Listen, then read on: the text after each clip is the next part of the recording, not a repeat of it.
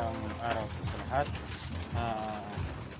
Meron akong ituturo na ritual para sa gustong matuto nito, sa mga nais gayahin ang ating pamamaraan ng pagritual about sa pangkalahatan, lalo sa ating mga panggagamot. Ay ituturo ko po sa inyo ang mga materyales na aking gagamitin.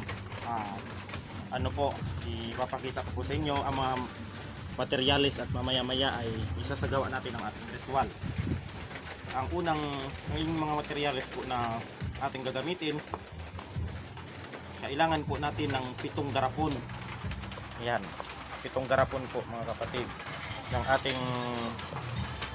ating gagamitin sa ritual ng unang buwan sa huling biyernes ng unang buwan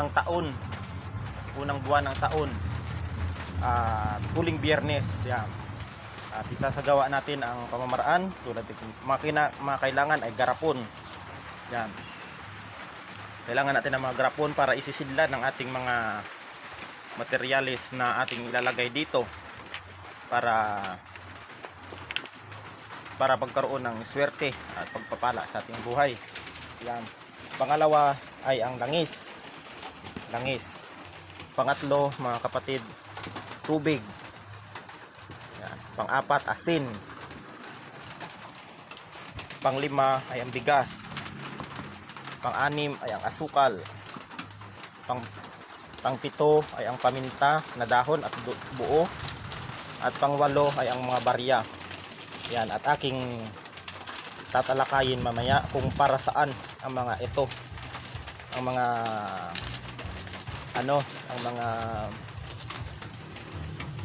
mga pamamaraan na ito mamaya. Tunghayan lang ninyo at sasagawa ko mamaya ang ritual at patuyuin lang natin yung ating garapon bago natin ibalot ito, isilid sa garapon at ating tatalakayin mamaya. Yan. Ito ay ang paminta, asukal, barya, bigas, asin, tubig, langis at ang garapon. Ayan, tunghayan ninyo mamaya. Idudugtong ko tong video na to. Ayan po sila. Yan po ang mga kailangan lang ninyo kung kayo ay magsasagawa ng ritual. Mas maganda po ito mga kapatid sa unang biyernes ng buwan o huling biyernes niyo isasagawa. Yan.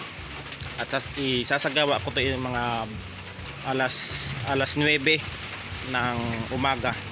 Papatuyuin lang natin ang ating mga garapon. Ayan. Tunghayan po ninyo at God bless.